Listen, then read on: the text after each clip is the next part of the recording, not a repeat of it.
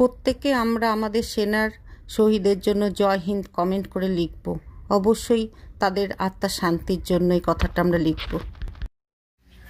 जरा आँख में भर लो पानी जो शहीद हुए हैं उनकी, जरा याद करो कुर्बानी,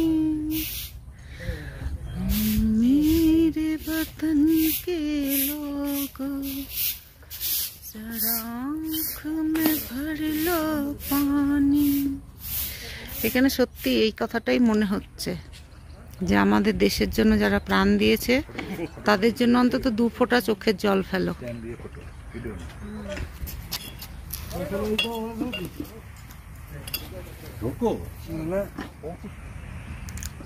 এখানে পুরো হিস্ট্রিটা লেখা আছে।